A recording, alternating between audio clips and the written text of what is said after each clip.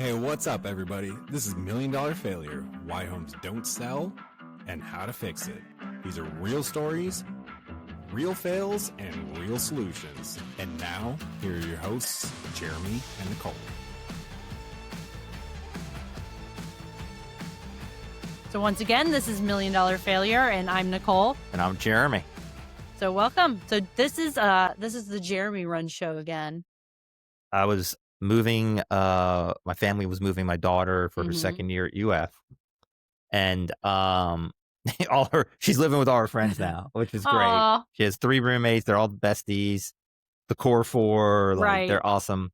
And anyway, basically all the families were there at the same time. It turns out in the small apartment in Gainesville. That's so fun. And my daughter's roommate's sister was there, and she's a nurse and just recently married. They have an apartment. They're hopefully going to purchase a home soon. Right. Within a year or two. And she knows I'm a realtor, and she starts telling me this story about her friend in Melbourne Beach that purchased a home. And I'm like, well, sounds wonderful. She's like, no, it's been awful. They now have hired a lawyer. They've hired a lawyer and they're suing the seller. I'm like, well, what happened? That's crazy. And what she tells me is they bought this totally renovated home, all the bling bling, the quartz countertops, all new lighting, paint, fixture, like everything's new. Everything. And they thought they were on city water, city sewer. It's on beachside here. And they move in and there's some plumbing issues. Like there's leaks starting to happen. And when the plumbers came in, they're like, you're on a septic. You have a septic tank on the property. And they had no idea. We don't know if it's connected or not. Right. And so. Wow. So that's just one of the issues that came up. And it was just shocking to them. They've had to take a loan out. To pay for the repairs. Because this is their first home. Well, yeah, it was supposed to be completely move-in ready, completely done. Yes. Wow. And the MLS says city water, city sewer. Now, I don't know if that what happened in inspection. And so one of the points of this whole story is for buyers, when you're doing an inspection, there's limited scope on inspections, right? So you get the house inspection, the 4 points, the wind mitigation. Maybe the pool. WDO, wood destroying organisms, termite, the pool. If you knew of a septic. So let's talk about septic. So pool inspection. So there's different pool inspections. Yes. There's a guy that just, we can inspect, and they just check the equipment. Yep. Then there's what I call the real pool inspection, where you hire a pool company to come out and inspect the entire pool, check for leaks, check the gunite, check the pool. Wow. And that's a whole other level. Yeah. It's up to the buyer how in-depth they want to be. And a lot of the times these inspections tend to be placebos. They're looking at superficial things. Right. So then for more money, you can have the plumbing scoped.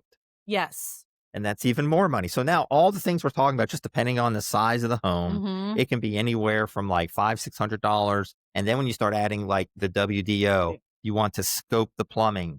You want to do a full inspection of the pool. Septic. Now you're talking into $1,200, $1,500, $2,000 worth of inspections.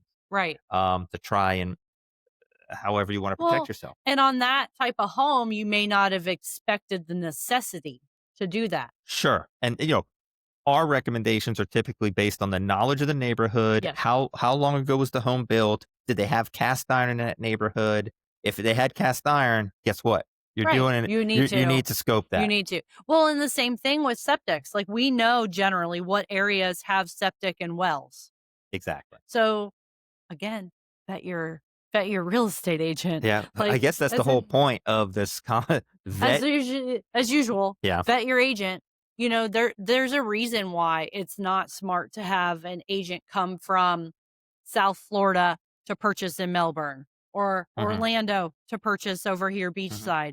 They don't know all these intricacies. And same in reverse. Same thing. Why know. We're not going down to Miami Lakes or whatever. I will know it. I will know it. I can open a door and that's about it. Yeah. And read an MLS sheet, and that's where the limitations end, because we can only go on what our sellers tell us, the documentation we've been given, anything in the public records like permits.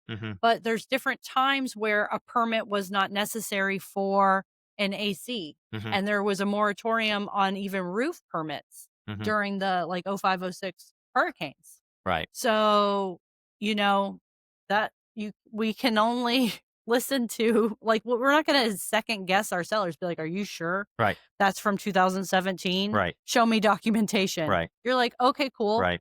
AC, well, we can check AC, water heater, roof. That's easy. But like, you tell me whatever, the floorings from 2017, it's from 2017. All right. Okay. So I just thought of something that you just went through. Yep. I don't know if you want to talk about it. We shall see. Okay. We're not going to talk about it. Maybe But another time. it's just another example of where we were given information by the seller. Right. And then, there was as is contract. Yes. So this is on Florida properties in general, at least in our area. Everyone should be aware that our contracts are as is. That means the seller does not have to do repairs. Then you have your inspection period. So that's when if you're going to negotiate your repairs or credits, you do it then. So the buyer did not show up, skipped inspection on their own. I did not say you cannot inspect this. They opted not to inspect the property. Didn't show up for walkthrough before closing to see the property. Sent their agent. And again, the agent only has limited information. He doesn't, who knows how in-depth somebody's going to be. Buyers show up after, and they're claiming that the sellers misrepresented items in the home. Right. I don't know. Yeah. Yeah. So they're very upset. Yes. But also they gave up their right with an as-is contract and no inspection. So what are you going to do? Yeah. So these are things that happen. Stuff happens. So, okay, let's move on to, I was at a closing today. Okay. My seller, wonderful young man, is going to move to Orlando. Took a while to sell this condo. Oh yeah. Because condos are tough right now. It can be. But buyers are signing tomorrow. Title company. Nice lady at the title company was telling me about, hey, Mr. So-and-so, don't give names. Did you schedule to turn off your water? He's like, Right. yes, it's scheduled to turn off, blah, blah, blah. Fantastic. And he's like, is that a big deal? She's like, well, yeah, I had something happen this past month. Oh, goodness. Where the sellers did not turn off the water. Right. The buyers did not turn on the water. And guess what happened? They used it. They used it, but there was a leak. No. $800 worth of water. There's a leak? There was a leak. Oh. Seriously, there was a leak that occurred in the home, and these are the crazy things that we deal with and hear about.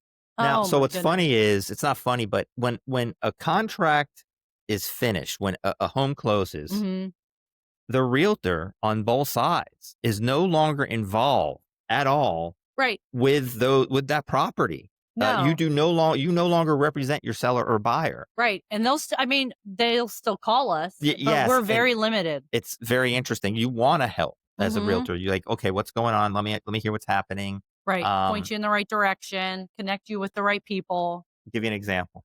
So we recently had to go deliver face-to-face property feedback in a very little niche market that we have. And as an agent, why do we give feedback? Well, this is also setting expectations. Right. And really, we're trying to help them sell the property. And it's either improve the property, reduce the price, and or wait. And right. And remarket if these things happen. Like, we're going to go through the suggestions that you've made, and we have skin in the game too. Like, we want to see the place sell. We're willing to. We've put money into additional money into the marketing. Pull it off the market is another thing. You pull it off for 30 days if there's no buyers to like help revitalize it. And actually, I did that recently to a property. I have another co-listing agent. We were so stressed out that this was not selling. They needed to sell. It's gorgeous. There's no reason it hasn't sold. Pulled it off. And only for a couple days, not enough to reset the days on market. Okay. Full new photos, rewrote the description, redid the MLS, relaunched it. They did do a price reduction, went under contract. So it worked. It worked. They were so frustrated. They were ready to take the offer and move on. So we've been talking about full-time agents, professional realtors giving advice, and one thing what you're starting to talk Mhm. about is uh, your realtor should be on a weekly basis, minimum, communicating, hey, here's the action we're getting online. Here's how many views you've Mhm. received. Here's how many shares you've have occurred. How many favorites have occurred. How many showings have occurred. Mhm. But in a uh, extended timeline, you Yeah, should have this meeting that we just had, absolutely. where you're sort of like State of the Union State of the Union. What on the can we sale of your do home. here? What can we Yes. do in this property? Yes. You know, we know where they're at for the most part financially. We know Mhm. motivation. Mhm. What do we think could sell it if we're going to have a pop of buyers coming? Right. And the issue is unfortunately, this property is like you called it a niche market. Mhm. It's rural. Mhm. It's Mhm. a very like only a very specific buyer wants this spot. And now there's a lot of competition Mhm. on the same road. Mhm. There was like what, 5 or 6 and another one coming and then a for sale by owner? Right. So That's crazy. so between the feedback we received, the showings, Mhm. and having the knowledge of what's happening on the street, and so how many more are coming online to I sell, know. it was time to meet and say, "Hey, this is where we are. Right. These are the suggestions we're making. Yeah. This is what we'll do to support that. We're willing to Mhm. do photographs again if we go through these minor steps to improve the look of the home." Right. And yeah, so your your full time professional agent should be doing Should be that. doing yep. Went down there, love meeting them. Oh, they always have the best stories. Yes, they're a lovely couple, They are.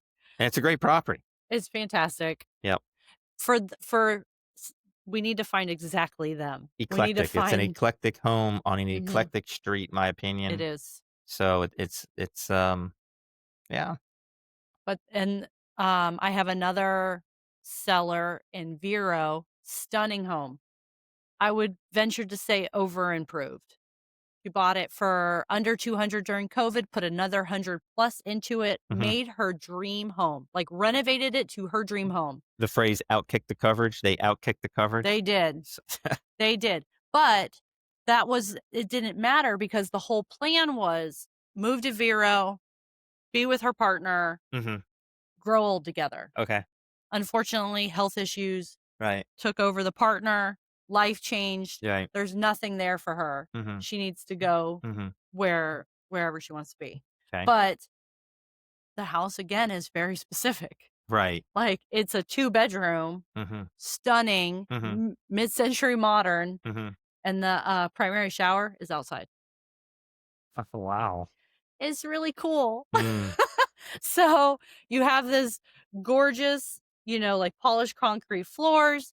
She extended the master bedroom, took over 2 bedrooms. You walk through to this really cool modern bathroom with double hanging vanities. Mhm. No bath or shower. You have to go outside the impact door that Mhm. costs 10 grand. Mhm. Go out there, and then there's 2 shower heads in nature. What if it's cold outside? You got hot water. But you gotta turn on the hot water outside, or It's can you right turn it on next the to the inside? door. Okay. It's right next to the So you door. just stick your hand out, You stick your hand get out, it you turn it hot. on. Okay. I don't There have a problem with that. Yeah, that'd be pretty cool. It's very cool, and there is a shower inside if you're that desperate. Okay. She's only showered once inside, Mm, and okay. it's all private, but again, who's Mhm. buying this? Mhm. I think I always thought it was gonna be an Airbnb, Mhm. like, owner. That Mhm. makes it like, people Mhm. love that crap. "Oh, Mhm. look, I could shower outside in Florida." Mhm. Yeah, that's But true. your neighbors aren't pretty, they're not well kept, Yeah. so Yeah. that one's there's nothing we can do. She's not willing to change the price. She needs to get a certain amount. Right. What am I gonna do? Yeah. It's just remarket. We're pulling it off. We're doing photos, whole Mhm. thing, Yeah. a lot. Okay. It's like the exact opposite end of our other one. Yeah. That's a wrap on this episode of Million Dollar Failure. If you ever had a home that didn't sell and want to share your story, whether you're looking for advice, a second shot, or just need to vent, we'd love to hear from you. Shoot us an email at milliondollarfailures, that's with an S at the end, milliondollarfailures@gmail.com. And if you're planning to sell and just want to get it right the first time, we are here to help. Just reach out. Huge shout out to Jeffrey French at Grit and Grind Studios for making us sound good every week. If you liked today's episode, hit all the buttons, like, subscribe, follow, and share. Leave us a review wherever you're listening, and follow us on Instagram, TikTok, YouTube, Facebook, and Threads for new episodes and behind-the-scenes content. And hey, if you're a brand or business that wants to sponsor the show, let's talk. Thanks for tuning in. Until next time, I'm Nicole. And I'm Jeremy.